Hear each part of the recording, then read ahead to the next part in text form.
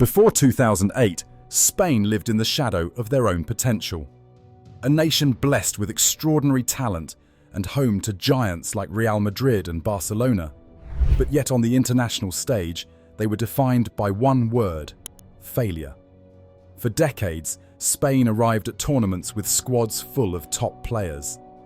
Fernando, Guardiola, Raúl, Figo, and a young Casillas among them. Yet the results never matched the talent. They went out early at the 1998 World Cup, fell in the quarter-finals of Euro 2000, and suffered in 2004 Euro, which we will talk about in a sec. But no matter how strong the team looked, Spain kept repeating the same story. Euro 2004 was the final reminder of their struggles. Drawn into a group with Portugal, Russia and Greece, everyone expected Spain, and the hosts, Portugal, to comfortably advance. Instead, Spain finished third. They failed to qualify for the knockouts. And the most ironic part is that Greece, the team that no one believed in, and the same team Spain couldn't finish ahead of, went on to win the entire tournament. It felt like a cruel joke, another reminder that Spain, no matter the talent, simply weren't meant for greatness. But beneath this disappointment, a quiet revolution was unfolding. A new generation was rising, players who saw the game differently. Xavi and Iniesta, two midfielders who controlled matches with a calm and surgical precision. David Villa and Fernando Torres, clinical and fearless. Ramos and Puyol, warriors at the back. And Casillas, now entering his prime. No one knew it yet. But these players were about to create one of the greatest dynasties the sport had ever seen. Euro 2008 wasn't just another tournament for Spain. It was the moment everything shifted. A team once known for heartbreak arrived with a new identity, a new belief, and a style of football the world wasn't ready for. From the first whistle, Spain showed a different face. In their opening match against Russia, they announced themselves with a statement. David Villa scored a stunning hat-trick, and Fernando Torres added another assist, and Spain cruised to a 4-1 victory.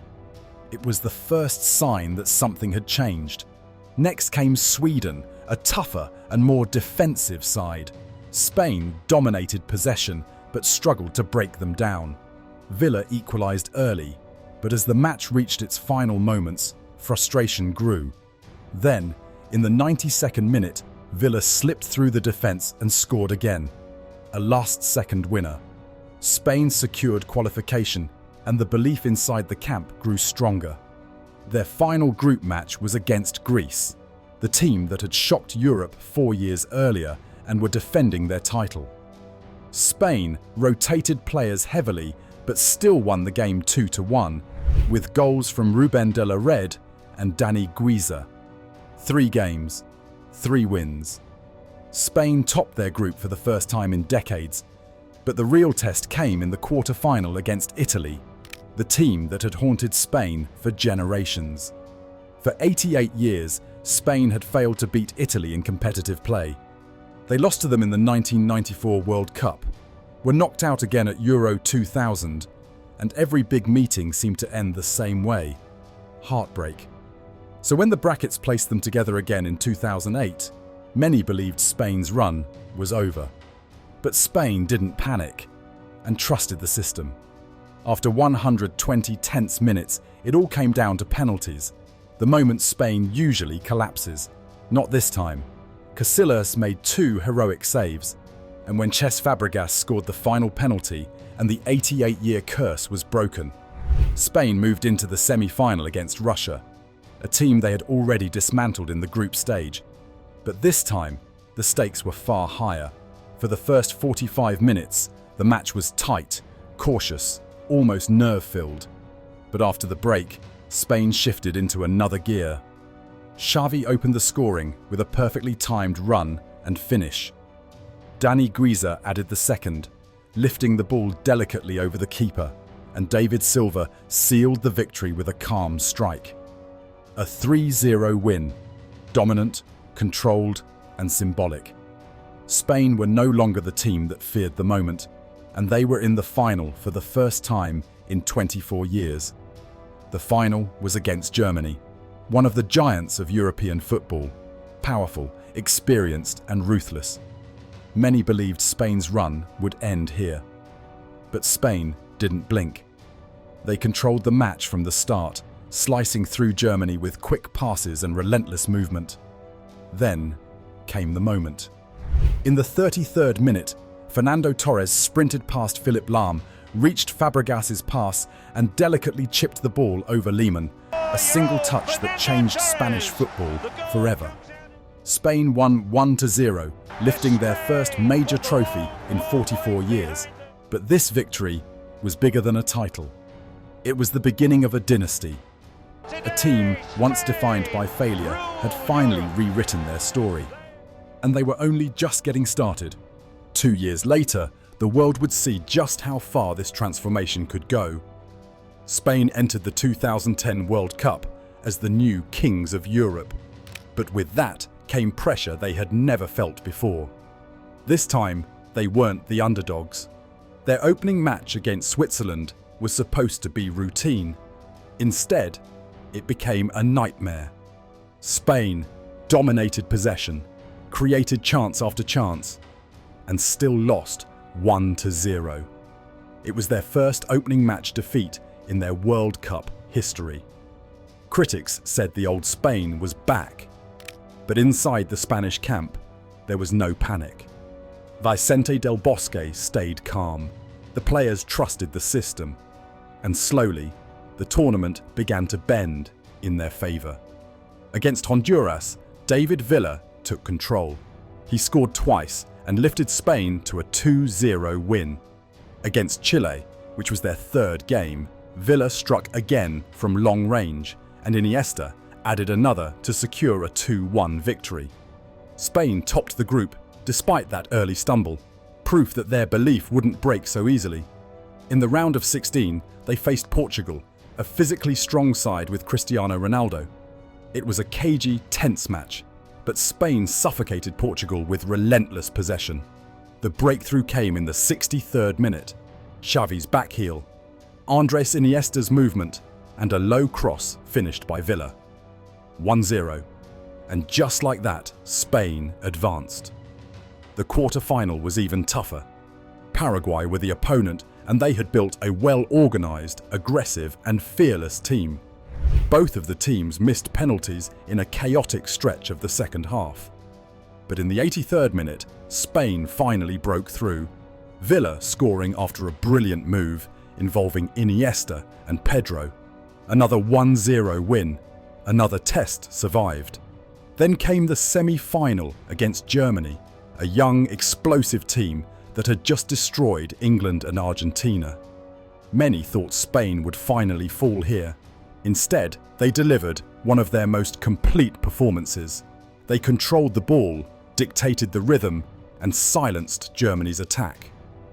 The goal came in the 73rd minute, a towering header from Puyol, and with that, Spain reached their first World Cup final in history. July 11th, 2010, Spain versus Netherlands, Johannesburg, a final between two nations searching for their first World Cup title. The Dutch arrived after a ruthless run, knocking out Brazil and Uruguay, powered by the pace of Robben and the precision of Wesley Sneijder. They were confident, aggressive, and ready to spoil Spain's destiny. The match itself became a battle. The Netherlands tried to drag Spain out of their rhythm with heavy tackles and constant pressure, turning the final into a tense, chaotic fight. Yet Spain stayed composed, and when the Dutch broke through, it was Robben, flying past the defence, one-on-one with history. But Casillas produced a legendary save, stretching out a foot to keep Spain alive, and the match drifted into extra time. Then came the moment that defined a generation. In the 116th minute, Cesc Fabregas slid the ball to Andrés Iniesta. He took one touch and smashed it across goal into the far corner. A strike that lifted a nation, a strike that instantly became part of football history. Spain won 1-0, their fourth straight knockout win by the same scoreline. world champions, for the first time in history. This was no longer a team trying to rewrite its story. They had become the story, the best national team in the world. Spain entered Euro 2012 as the reigning European and world champions, a position no team had ever defended successfully. Teams like France in the early 2000s and West Germany in the 1970s had come close to completing the cycle, but even they couldn't win all three major tournaments in a row. Their group had no easy path. Drawn with Italy, Croatia and Ireland, Spain opened the tournament with a 1-1 draw against Italy. It wasn't the dominant start fans expected, and the noise from critics grew louder, but Spain responded in the best possible way. Against Ireland, they dismantled them 4-0, with Fernando Torres scoring twice and David Silva dancing through defenders. Then came a tense final group match against Croatia, where qualification hung in the balance. With the game locked at 0-0 deep into the second half, Andrés Iniesta broke through and squared the ball to Jesus Navas for a late winner.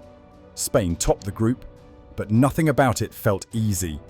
In the quarter-final, they faced France, a team loaded with talent but overwhelmed by Spain's control. Xabi Alonso, playing his 100th international match, scored twice, once from open play and one from the penalty spot, securing a calm and clinical 2-0 win. Suddenly, Spain looked like champions again. Then came the semi-final against Portugal, led by Cristiano Ronaldo. It was one of the toughest and most physical matches Spain had played in years. Portugal pressed high, disrupted the rhythm, and matched Spain's intensity for the full 120 minutes. Neither side scored. It came down to penalties. The moment Spain had once feared was now a weapon they trusted. Alonso missed the first shot, but Spain stayed calm. Casillas saved one. Ramos scored with an ice-cold Panenka. And when Bruno Alves hit the bar, Cesc Fabregas stepped up once more, just like in 2008, and buried the winner off the inside of the post. Spain were back in the final. And what came next was pure football poetry. Spain versus Italy in Kiev, Ukraine. A rematch from the group stage. But this time, it was no contest. Spain delivered one of the greatest performances ever seen in an international final. David Silva headed in the opener after a brilliant combination with Fabregas. Jordi Alba doubled the lead with a blazing run from deep, slotting past Buffon before half-time. In the second half, Spain brought on Fernando Torres, who scored one and assisted another for Juan Mata. Spain won 4-0, the largest margin of victory in any European Championship final.